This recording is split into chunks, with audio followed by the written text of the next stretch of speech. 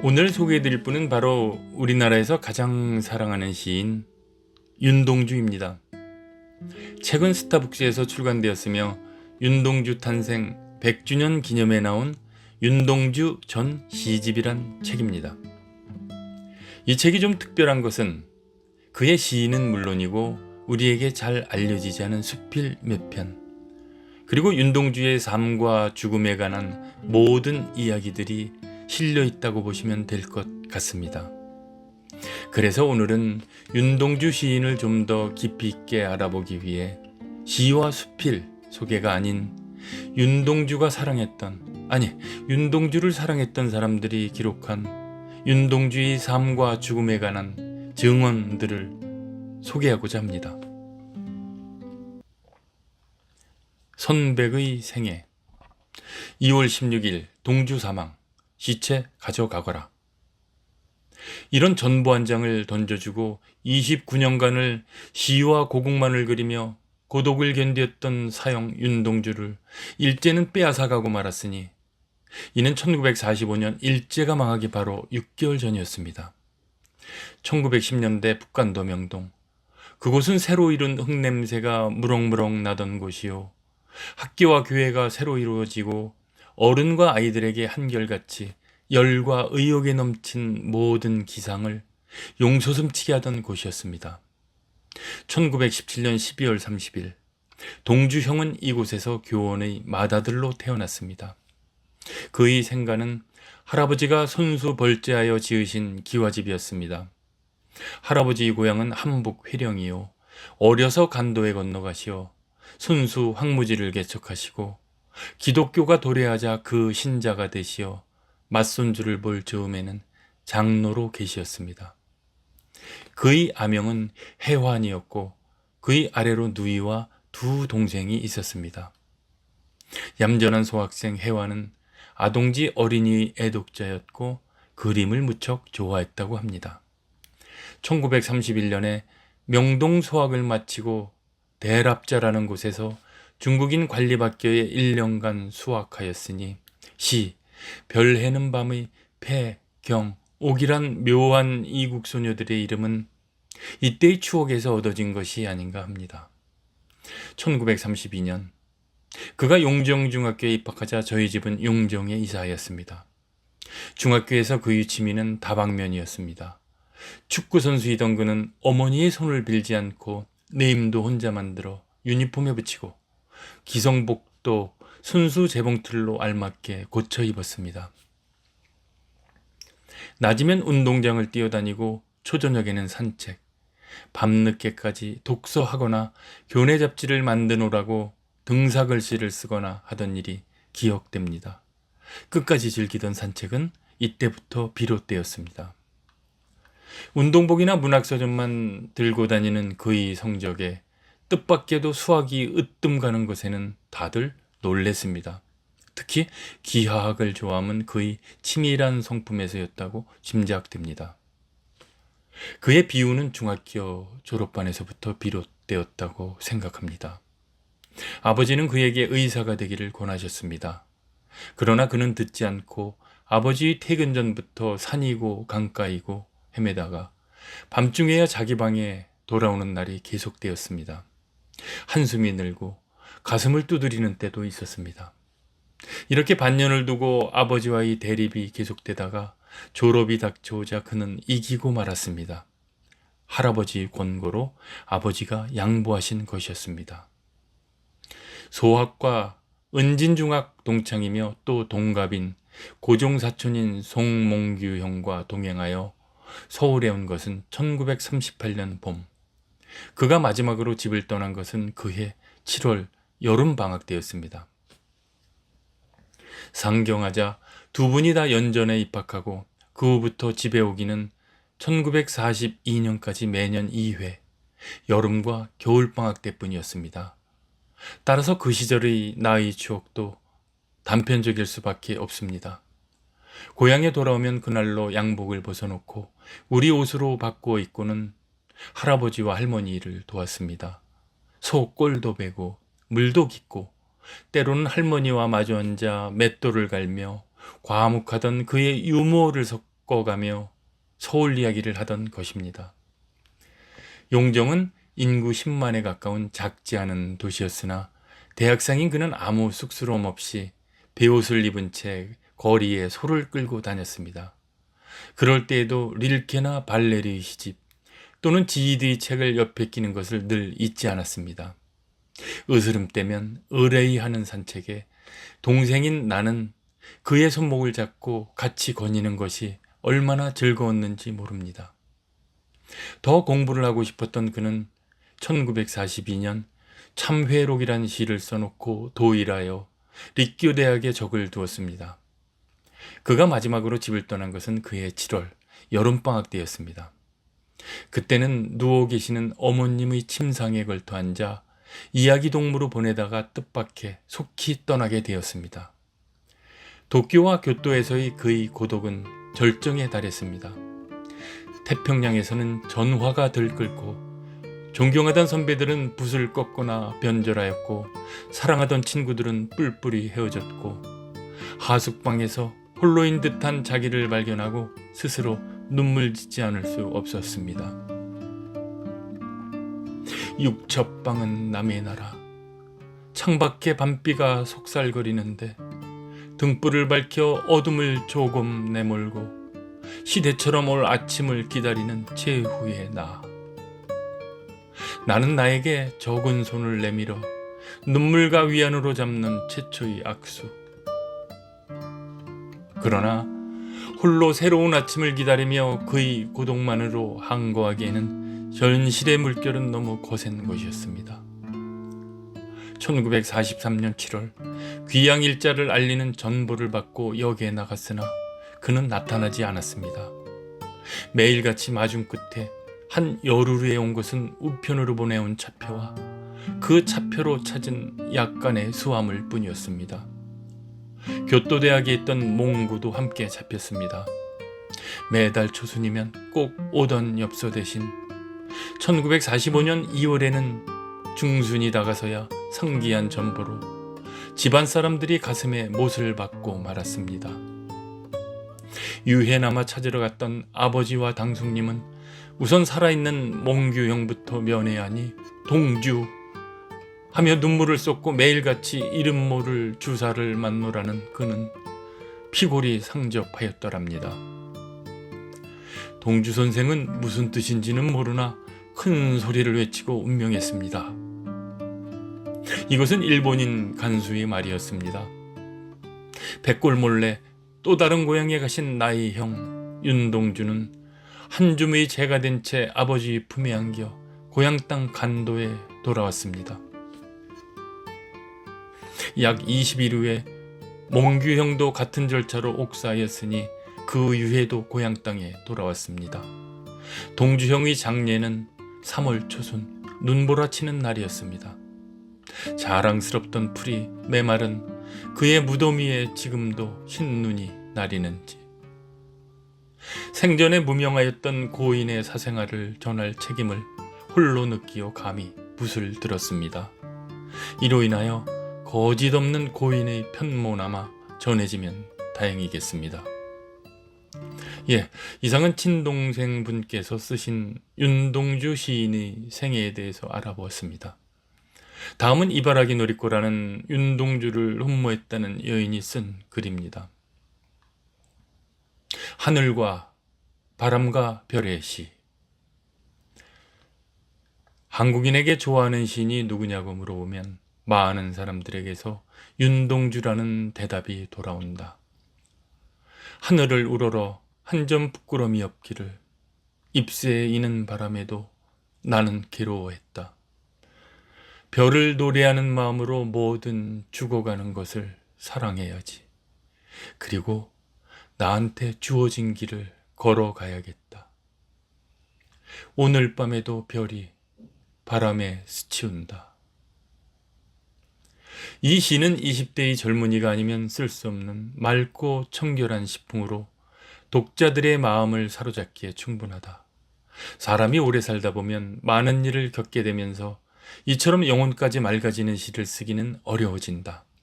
젊은 나이에 죽은 시인에게는 젊음이나 순결을 그대로 간직한 맑고 깨끗함이 후대의 모든 독자들까지 매료시켜 언제나 수선화와 같은 상큼한 향기를 풍기게 한다.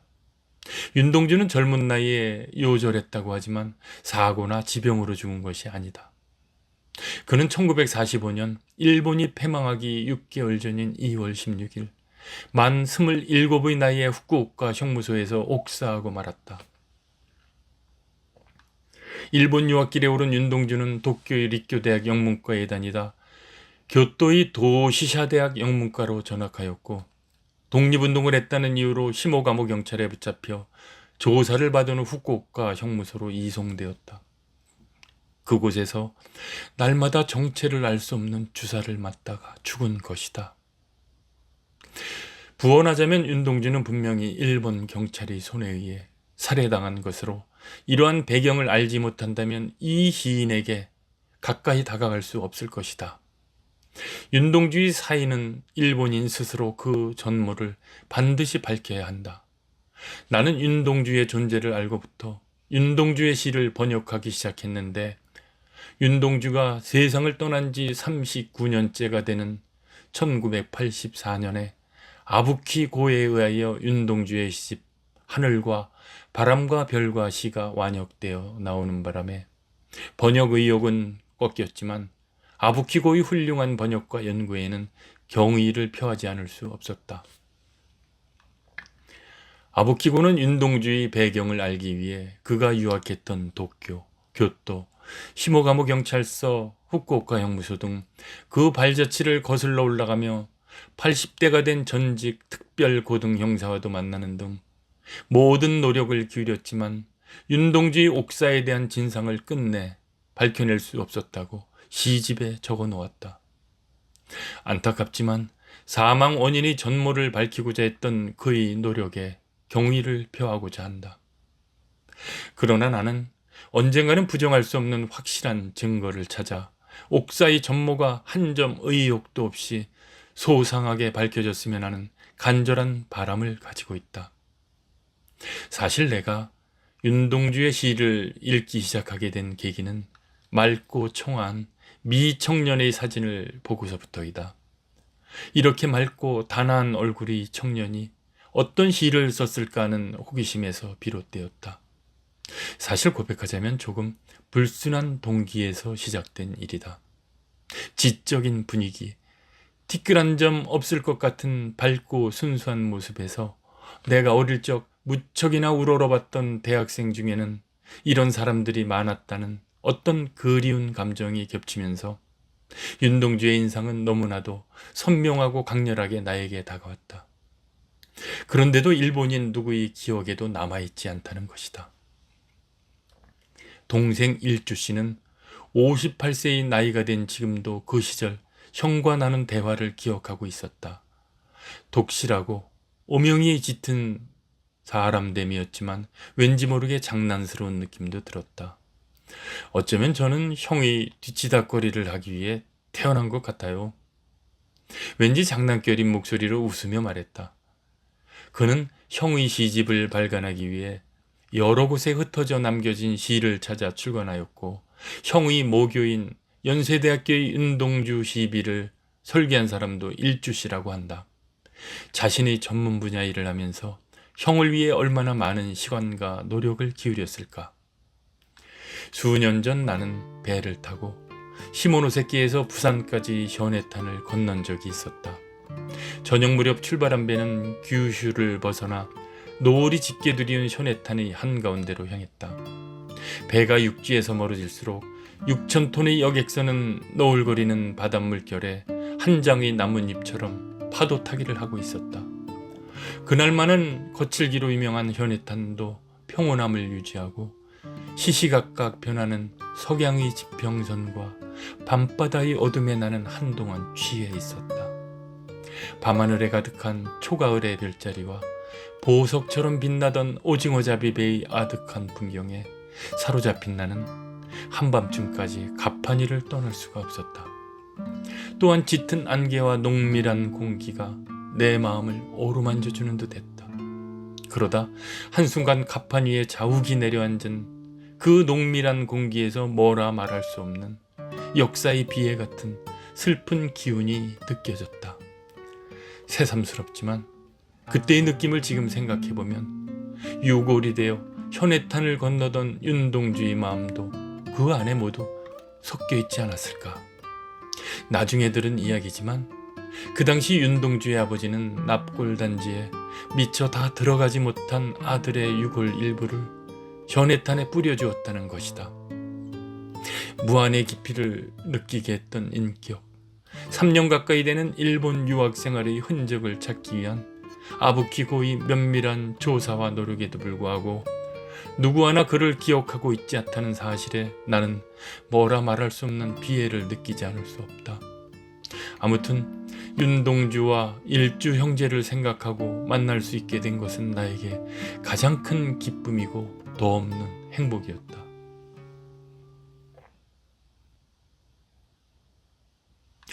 다음은 윤동주가 아끼고 사랑했던 연전 후배 정병욱님의 글을 보시겠습니다. 후기. 동주영이 악착스런 형벌에 못 이겨 차디찬 돌마루 바닥에서 차마 감기우지 않는 눈을 감고 마지막 숨을 거둔 지 벌써 10년이 된다. 이 10년 동안 우리의 뼈를 저리게 하는 그의 시는 조국의 문학사를 고치게 하였고 조국의 문학을 세계적인 물줄기 속으로 이끌어놓는데 자랑스러운 힘이 되었다. 독재와 억압의 도가니 속에서 가냘픈 육신에 의지한 항거의 정신, 아니 인간으로서의 처음이자 마지막 권리이며 재산인 자유를 지키고자 죽음을 걸고 싸운 레지스탕스의 문학이 어찌 유럽의 지성인들에게만 허락된 특권일 수 있었으랴. 다가오는 새 시대를 믿고 앞날의 역사를 내다보는 영감의 시인 윤동주.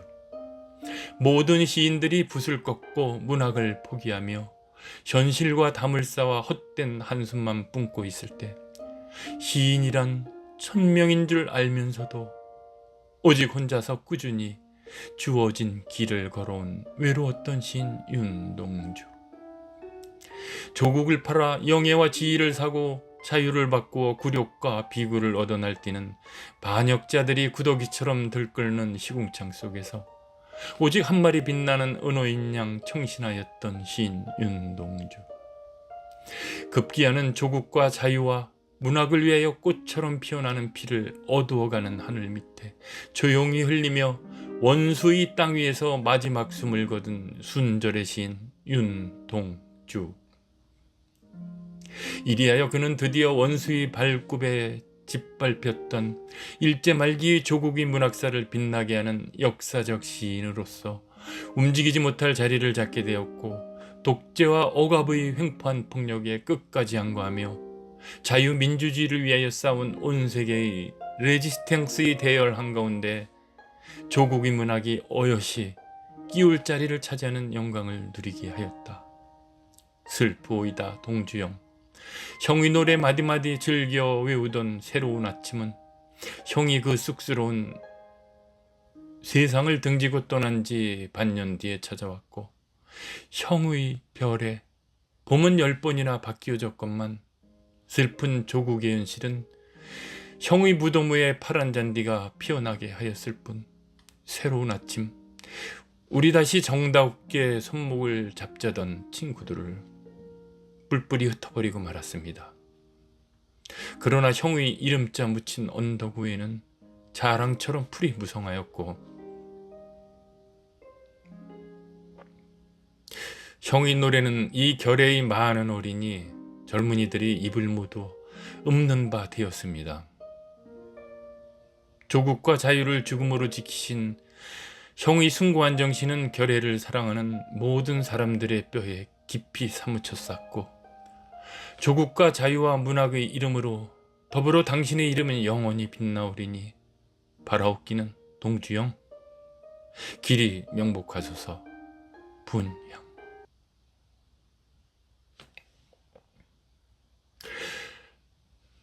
오늘은 여기까지입니다. 책을 정리하고 요약하면서 정말 끓어오르는 분노와 애국심이 저도 모르게 솟구치는 걸 보고 깜짝 놀랐습니다. 이상 은빛 신사였습니다. 다음 시간에 뵙겠습니다. 감사합니다.